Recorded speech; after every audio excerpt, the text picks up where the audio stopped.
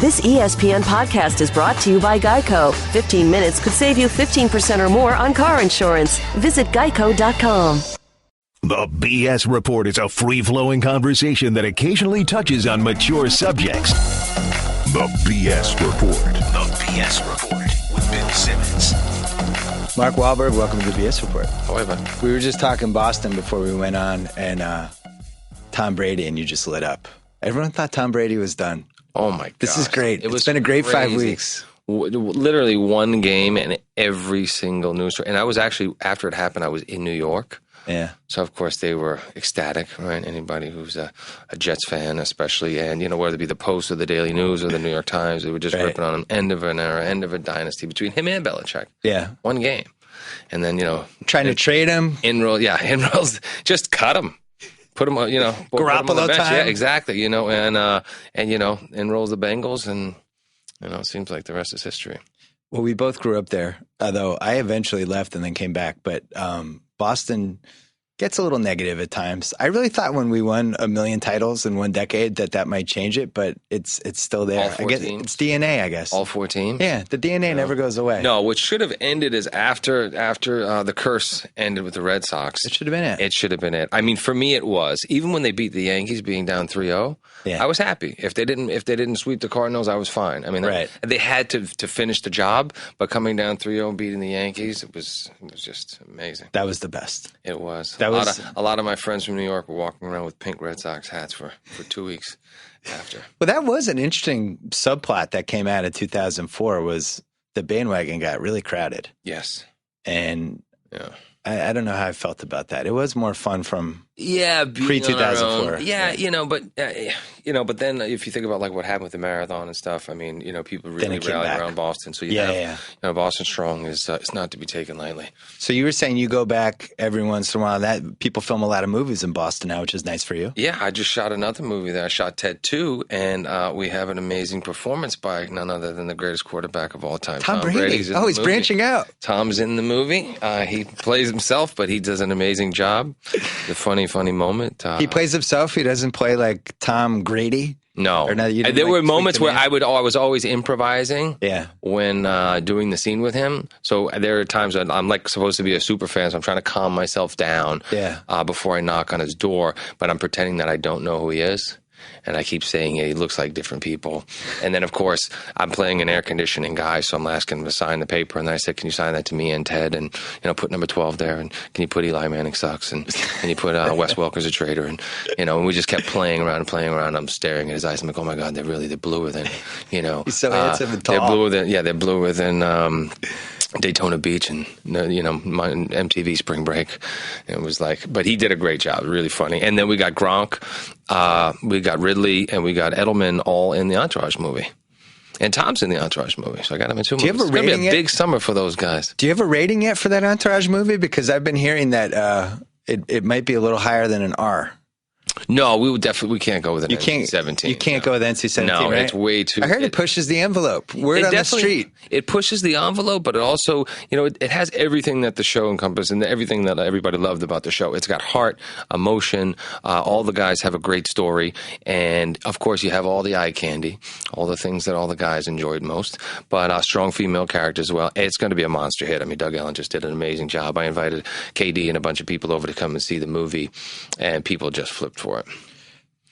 That's basically your thing, right? Entourage? Like you control what happens with whatever, or no? No, I mean, I was the one who was really pushing to get the movie made after You're one of the series. producers. Yes, I produced it. It was our idea. We brought Doug came on board, who was best friends with Steve Levinson, who's my producing partner. Yep. Doug came in and wrote the pilot and wrote every episode almost of the show, knocked it out of the park. He's the one who wrote the movie and directed it. He's the one who's been coming up with most of the interesting ideas along the way for the 8 seasons that the show was on the air. But, for me, getting the movie made was also always something that I wanted to do. Yeah. And it was an uphill push, but I know everybody now is happy that we did it. The reason I asked is I've been saying this for a couple of years on my podcast. I don't understand why Entourage had to go away. Why couldn't it have just come back with different people? Why couldn't you just run it back with like a rapper trying to be an actor, or just have a different set of people but call it Entourage And maybe you keep Jeremy Piven's character, and that's it. I mean, they're trying to do different things like that. I don't know. We felt like it run its course. It ran its course with those characters. Yes, but the movie will come back now, and then hopefully there'll be room to do a couple of different movies. But they are trying, different networks and different people are trying to do the basketball version of it. I saw a poster for this kid getting on a Stars. Plane. Yeah. So Chris Wahlberg used to run HBO, and now he's at Stars. But we have another show. You could loosely compare it to Entourage, but you also could compare it to The Wire. It's starring Dwayne Johnson, called Ballers, about football players' lives off the field. Peter Berg's involved in that. Peter Berg directed the pilot, who directed Lone Survivor. Pete is a dear friend of mine. He's a friend of mine as well. Is he in your top 3 characters that you've crossed paths with as you've become a bigger and bigger actor? He's definitely the most interesting director that I've ever worked with. I've never had to put any other director that I've worked with in a guillotine choke on more than one occasion. After reading him a beautiful prayer book out of my prayer book, right? But that's Pete. He and then of course comes to my son's football game the next day, and then we're back on the plane and back on the set, and did an amazing job with Lone Survivor. He's a passionate guy. I love Lone Survivor, and I asked if I could help in any way, and he's like, well, we need a blurb for the trailer, and you're the only writer who's seen it. Why don't you use that? And then they proceeded to use that all the way through when the movie came out. And I said something like the most extraordinary war movie since Saving Private Ryan, which then for one football weekend was just over and over and over again, and now has become a running joke with my friends. Yeah. Anytime I like a restaurant, you get a quote like that. Yeah, you take it and run with it. A blurb. Yeah, it was good. Was that the most what's the right word? Arduous filming you've had for a movie?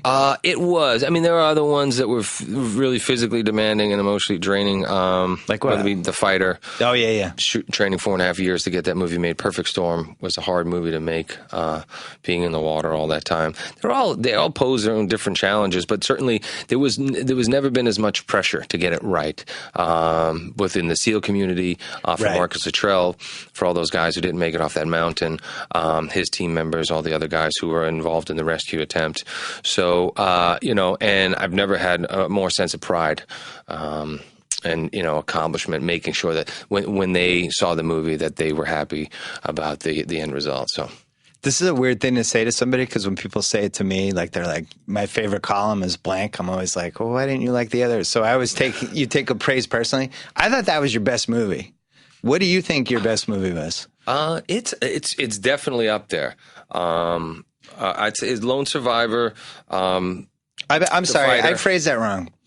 I thought that was your best performance in a movie. Yeah, I'd say with that, The Fighter, Boogie Nights. Boogie Nights. That's my movie. Yeah. Fear. I mean, I've had very different. I'm lucky because Fear. Interesting. You threw Fear in there. If you compare, well, it was the only time I really played a bad guy. You played a psycho. Do something like that soon, but to have or to compare, my resume to like your record in sports, you're lucky to be hitting 300, right? And for me, I've had more good ones than bad ones, and it's never for lack of effort, because we're always going out to try to make the best possible version tell the best possible version of that story. Doesn't always turn out that way. But I've been lucky. I've made a lot of good movies. You've been around now. I mean, you've been making movies now for almost 20 years. Boogie Nights was like tail end of 96, right? Yeah. Beginning of 97. Yeah. Paul Thomas and I were both 25. 2 kids just left alone to do their thing. I remember when you got cast for that, initially that was going to be a Leo movie, and I think he chose Titanic. Yeah. And your circle and Leo's circle were kind of, I wouldn't call you rival circles, but you were both kind of out in LA in the mid-90s, I'm sure. Yeah, even though we were friendly because we worked together. We worked together on Basketball Diaries. Yeah. And he actually recommended me to James Foley for the movie Fear. Yeah. He had a meeting with him, and Foley, and he was like, you should hire Mark Wahlberg. He was like, who's that? Because after I did Renaissance Man, Basketball Diaries, and Fear, but none of the movies had been out yet. Yeah. And so he didn't know who I was. There's a meeting for Fear. He didn't know who I was. And Foley was like, who is that? He was like, the guy Marky Mark. He was like, what? He was like, I'm not putting Marky Mark in this movie. So I was like, I'm telling you, dude, I just worked with him. You should meet with him. He'd be great in this movie. So I met with him. He was like, we spent 8 hours together hanging out in New York City. He called me up that day, said, look, I can't put you in this movie, but I'd love to, still be friends with you, and maybe I'll give you an audition for one of the smaller parts. I said, sure. So I came in and read, but I was reading for the lead because the other parts were only like 2 or 3 lines. that day, he said, if he called Universal and Brian Grazer, he said, if you don't cast Mark Wahlberg as the lead in this movie, I'm not making the movie. Wow. And they were like, what? So that's all kind of how that happened. So it was funny because I was also driving around Santa Monica. I'm letting Jim Cameron, I was meeting Jim Cameron for Titanic, and I'm like, dude, let me drive your Hummer. All I want to know is about the Hummer, right? And stories with Arnold. So I'm driving the Hummer all around Santa Monica, jumping over curbs and everything. So then Leo was in talks to do the Boogie Nights, and it just kind of went the other way. How much improvising was in Boogie Nights? Because it seems like there was an incredible amount of just, you kind of knew what the scene was, the camera went on, and then you ad-libbed. A lot, but I mean, it was such a well-written script. It was like, when I first read it, I was like, oh my God. I was reluctant to even read the script just because of the subject matter. What was that movie? Showgirls had just come out. And that was a huge disaster. Yeah. And, coming from the underwear background, the music stuff, I was like, I don't want to do this, pornography and all that stuff. But there was just so much hype around the script. So finally I started reading it. I got 35 pages in. I just put it down. I said, I got to meet the director. I said, this is a guy who wants me to finally take the Calvin Kleins off, or this is the guy who's going to make a really serious movie. And there was so many great talent. There was so much great talent attached to it. Sean Penn was attached to the Alfred Molina role. Robert De Niro was in talks at one point. Sean Penn? Yeah. So then I went and met Paul, and I said, absolutely, I'm in. And that's how that happened. One of the most loaded casts. Yeah, but there were times where we would improvise a lot, like all the interview stuff, all the documentary stuff. Yep. That was all just kind of on the fly, but then there was so much great stuff that was written. Paul's one of the best writers in the world. So, would you say he's a genius? Paul, yes. I mean, I can't wait. That word gets thrown around too much. It does. It gets thrown very often. But yes, I would have to say that yes, he definitely fits that. So you could see it that whole time. Yeah, when you work with, whether it be Paul Thomas Anderson, Marty Scorsese, David O. Russell, even, I would put James Gray, who really hasn't had the commercial success that those guys have had yet, but I think he's an amazing talent as well. And, I've been fortunate to work with a lot of people. I mean, working with Seth MacFarlane, one of the great comedic minds of all time. Right. So I've been very lucky. When did you feel like the Marky Mark thing was just not mentioned anymore? Like that was it. You didn't have to keep proving that you were an actor now. Was there a year? Boogie Nights was certainly a good step in the right direction. I just always kept my head down, and it was always about the work. I couldn't control what people were going to think or how I was being perceived. If I'll go to Boston or I'm in New York, people still will call me that. Certainly people in our age group. Right. But it's all good. I said, hey, this is what I want to do. I know it's not something that I'll be able to accomplish overnight as far as being taken serious. Yeah. But I'm in it for the long haul. It's a marathon, not a sprint. I mean, just do one movie at a time, one role at a time. And, 20-some odd years later, I'm still getting a job every once in a while, so I'm happy. The Departed was a great movie. And it's aged very nicely on cable, which is one of the ways I rate my movies. Yeah. I like you can just jump in at any time. I actually think Rush is like that now on HBO, the Ron Howard racing movie, where it's just like any point you can jump in. And I really enjoy The Departed. Nicholson's accent, I can't get past. And I really am disappointed in you that you didn't intervene. It's not really.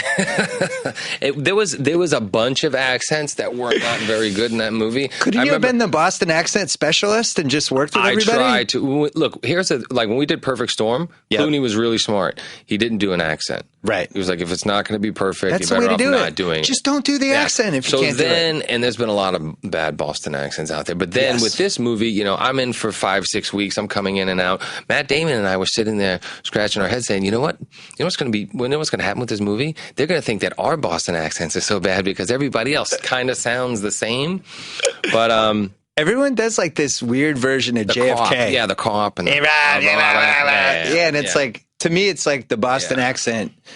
It's about attitude. Yeah. It's not about being sounding like JFK. It's just about what do you, it's like you just have an edge to it, which is why Damon in Good Will Hunting just nailed the accent. I mean, it wasn't hard for him to do, but that's what Boston sounds Seth MacFarlane does a great Boston accent. Really good. He and I are doing the same thing, and Ted and everybody else are just kind of, except for Tammy Lynn, everybody else just kind of has to be neutral. How did he know how to do the Boston? Is he just like crazy with accents? Yeah, he could do any voice. Right. I mean, he does, I think, 9 voices on his shows, and when he's off camera, he's doing all types of different voices playing around. So I wrote this whole piece in April about the Action Hero Championship belt and about all these different people who have kind of become the guy. Like Liam Neeson is the guy right now. I felt like there was like a year there when you did Shooter where it just felt like you could have done 3 of those a year and just, you could have been on an airplane killing people. You could have been protecting the president. You just could have kept cranking those out, getting a big paycheck. Is it hard to resist doing movies like that? No, I just always want to mix it up. I don't Right. want to be told, okay, this is the kind of category and this is the box that we're going to put you in. I did Transformers, and it was a very specific choice. I had a great time working with Michael Bay on Pain and Gain. It allowed me to do smaller movies like The Gambler, which I have coming out in December. Yep. So I try to mix it up, but I don't want to just be told, okay, you're the guy with the gun. Like, I wanted to do comedy for a long time, but I waited for the right opportunity. And then I did that small part in Date Night.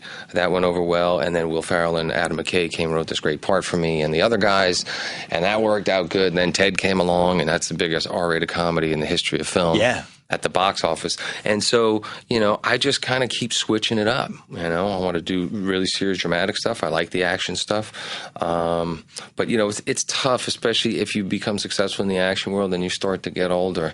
When you go now and you talk about how you rate movies looking back on cable, go look at some movies that are on cable right now with some older gentlemen in them, and they don't hold up too well. Yeah, Stallone's been cranking out a lot. But I support, I'm a full supporter of Stallone. If he wants to keep making them, I'm in. What you have to understand about Stallone, which I had a tendency to forget coming up, because you're always saying, why are people doing movies like this? They had this great career, or why is this person doing that movie? And for my own selfish reasons, Stallone wrote Rocky. Right. He wrote and directed the other Rockies. I mean, the guy, he's a phenomenal talent.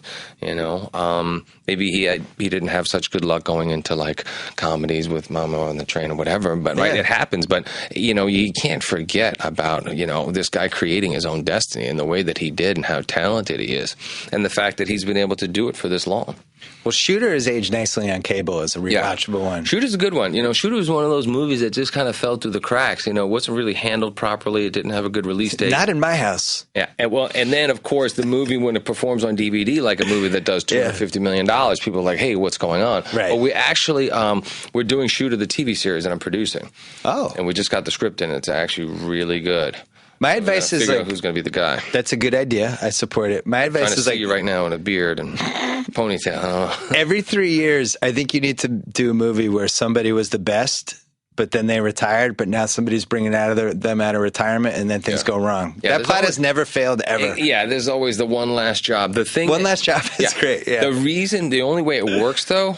If the stakes are real, if there's a purpose, we were just talking about that, because we're talking about doing $6 million man, a $6 billion man, $6 billion man, with all this new technology. I don't know if you've seen the TED conference with all the bionics happening, being created at MIT. So we were talking about, was he a test pilot in the show, and what should he be, and should he be a military guy? And those things always work if there's a real purpose, If there's, the family, Shooter was they killed my dog, right? That great line, he's like, what are you doing? Why are you doing this? Like, they killed my dog. Like, that was enough. Yeah. Well, people, they love it. They said, absolutely. $6 billion man? Yeah. Is this like a real possibility? Yeah. Oh, yeah. Yeah. Howard Gordon is writing the script. I'll tell you this. Pete Berg is attached to direct. Really? Yeah. That was one of my favorite shows as a kid. Bob Weinstein, and of course. So you'll actually be able to actually make him run fast versus the super slow motion. We were talking about, how cool would it be if a guy could, jump like Michael Jordan and run like Usain Bolt faster than him. I mean, all the ultimate wish lists of a guy, to be able to do all those things. That's a great idea. Yeah. So you remade The Gambler, which was a classic James Caan movie. Mm-hmm. James Caan had a really nice run in the 70s. You know what's so great about Jimmy Caan? He's like, he's from New York, but he's like a neighborhood guy. Yeah. He's the real deal. And, I had the honor of working with him very early on in my career with James Gray directing The Yards with Charlize Theron, Joaquin Phoenix, Ellen Burstyn, Faye Dunaway. It was like, an awesome experience for me working with him. I was such a big fan. And then I was able to remake this movie. It's inspired by, set in L.A. It's very, it's different, but similar. And he actually came to my house to watch the movie. And I have this great picture of Jimmy. I have a picture of Jimmy Caan in my hallway, a picture of John Garfield, Steve McQueen, and Jimmy Cagney. And he was like, did you just put this up because you knew I was coming over? I said, no, actually, it was given to me as a gift when I first signed on to do the movie, but I had it in my old house, and I just put it up in my new house. But he's somebody that I've looked up to for a long time. That Sonny Corleone part would have been one of the great parts of all time for you and a couple other people. I mean, what is better than that character? Being in any part in The Godfather would have been great for an actor. That's true. So what, Gambler comes out in December? It comes out in New York and LA in December, 19th, and then it will go wide January 1. But we're premiering at AFI. When you remake a movie like that, I'm always interested when people remake stuff, because there's one where people, it came out 40 years ago, and some people remember it, but you can basically take whatever liberties you want if you wanted to redo it completely or if you wanted to stick to the script. Like, is there a point where you decide you have to be faithful or you're reinventing it? What's the mindset? Well, it's inspiring. It's inspired by the original, but we wanted to kind of do our own thing. Like in the original, there's a very specific thing about the thrill in gambling. And my character gambles for a very different reason. He's basically, a person who comes from privilege and he's trying to strip himself of everything. Doesn't really have anything inspiring in his life. Was expected to be this great literary talent, but didn't live up to it. And, he just basically found gambling as a tool to strip himself of all this material stuff that he's been surrounded with his whole life. And it's something that his mother is desperately trying to hold on to. And then it's not until he meets a student who kind of inspires him to basically get out of the situation where he owes the most dangerous people in LA a lot of money. And they, want to do a lot of bad things to him. So I'm trying to think of what movies you haven't done. You really have had a really diverse career. Yeah. The one movie that I feel like you haven't done yet that's sitting there is some sort of ensemble, The College Friends, the Big Chill type movie. This guy, it's the 10-year anniversary when he died. Everyone's getting back together, but there's still some skeletons. And this guy married someone, but he's still in love with somebody else. I think that one's sitting there for you. Write the script. I think it wrote itself. What Pete directed. What college? And I haven't, Georgetown? Yeah. Or you want to go Boston? No. As if you grow up in Boston, you usually want to get out of town. You could come from Boston. Or people come from everywhere, but going to this school. Maybe Notre Dame. Notre Dame's interesting. They all get together for a big football game every year. Yeah. I think there's something there. Maybe, have you been in a movie with Donnie? No, we haven't done a movie yet together. So you're just saving that one. That's another one you could do, The Brothers. Yes. Something with The Brothers. Absolutely. Or something, whatever. How do you follow sports when you're on movie sets and moving from location to location, all this? Do you have like a sling box? Like, what are you up to? No, I did DirecTV. I got the NFL package, got ESPN. I got, NBA League Pass. We got, it's a must. It's in the contract. It's in the contract? Yeah. So they put in the trailer? Yeah, so I have DirecTV. What else? And then I've got a van that I drive that has DirecTV, and even in my minivan, which I drive my kids around in, we got DirecTV. So we're not missing any games. Although my wife is like, I'm not going to be seen in the minivan, but it's pretty. That's cool. great. Put some rims on it. Tinted the windows. So what happens if the director? You're in a movie, you're the star of it, and the director's like, "Yeah, I thought Sunday at 4:00 we could maybe shoot that scene, whatever," and it's Brady versus Manning in Foxborough. Do you maybe call one in at that point, or do you tape it? No, I'd have to tape it. Tape it. They don't pay my bills, man. I gotta pay the bills. I always tell myself, like when last week when they played the Broncos, my 3 oldest kids went out to Color Me Mine, and my wife and I were home with just my youngest son, who's a big football fan, and he plays flag football here in LA. And I was like, you know what? I'm not gonna get upset today. I have a good feeling that they're going to win, but I'm not going to get upset if they don't. I'm just going to be able to sit here and relax. And, of course, I have knots in my stomach. I can't eat. My appetite is just gone. It's like, my wife's making lunch. It's just, it's like when they lost the Super Bowl and I had to kick everybody out of my house. That's the reason why I've never been to a Super Bowl. Which Super Bowl? The first one we lost? No, the second one. The first one I was in New Zealand. Oh, good. I wish I had been in New Zealand. So nobody could call me on my phone. Nobody could talk smack to me. But the second one, I was home, and I only invited people that were going to be rooting for the Patriots. Good idea. I can't be sitting around with people. Can't. And so they lost, and I still kicked everybody out. And then my wife's like, "What's wrong? It's only a game." I turned around. I goes, "What the? Now are you out of your I went screaming, swearing. Of course, the only good thing about that is Valentine's Day was very right after the Super Bowl. So I had to you could buy a very expensive cake. Could make up for it. Yeah. So you haven't seen them. You haven't seen a Super Bowl. You haven't been there for a Super Bowl. Because if they lost, I would be upset. But I did promise that this year. I think Michael Bay is going to be doing something at the Super Bowl, and it's in Arizona. So I said, if they go, then I'll go. The Super Bowl is not in Arizona. It's at the scene of the crime. No, and I won't be going back. That's where. It's not in Arizona. No, it is. But I call it the scene of the crime. Well, because that's where 42 was. Yeah. Well, and I'm not going back. I don't care if they make it. It's going to be the first one I miss. I can't. Too many bad memories. Yeah. Bad skeletons, bad mojo. Brady or Pedro Bird? Rank. I'd have to say for Brady, you personally. Brady won. Brady over Bird? Yes. Well, here's the great thing. Larry Bird is phenomenal.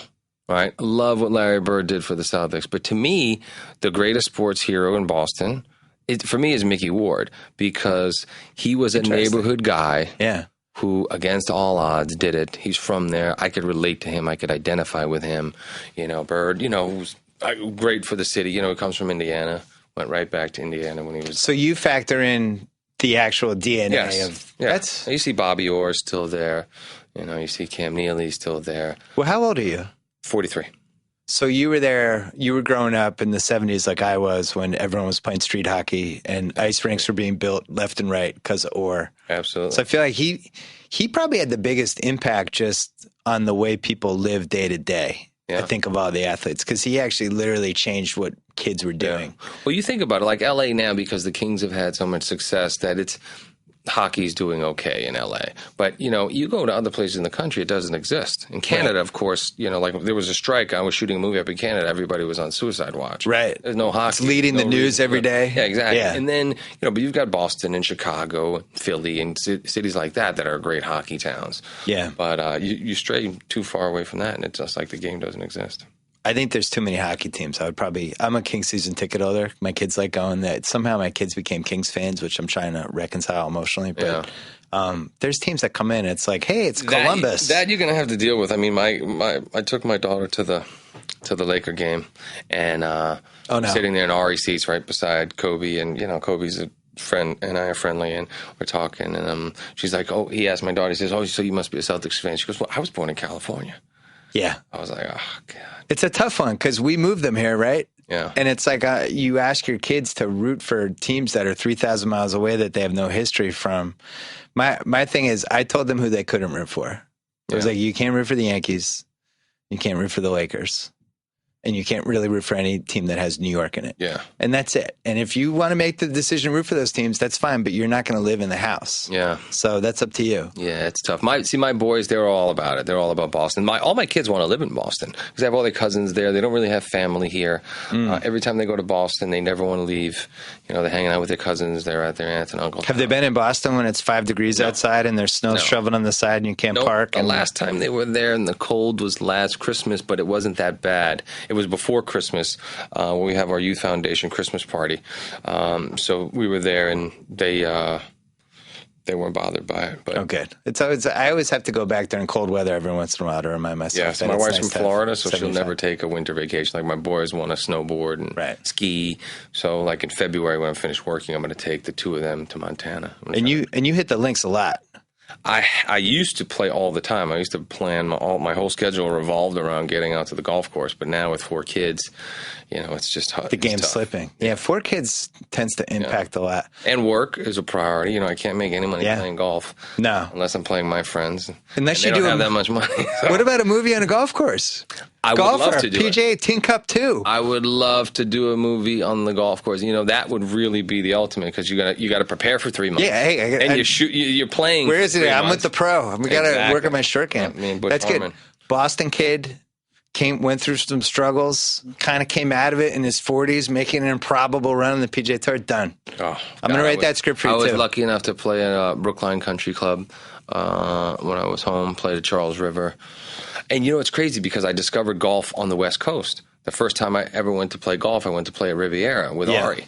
with Ari and the Real Johnny Drama. They take me over there. I'm like, this is not a game. This is not a sport. I almost killed Peter Falk. I'm hitting a driver from can't see. Yeah, I'm hitting a driver from like 60 yards off the green, driving the golf cart on the green. Yeah. You know, the only good thing was we were drinking beer. And it was like, this is not a game. But then I became so frustrated that I couldn't hit the ball. Yeah. That I became obsessed with the game. And then I got to the point where I was like, I'm not playing hoop anymore. I'm not playing football anymore. If I roll my ankle, then I can't golf.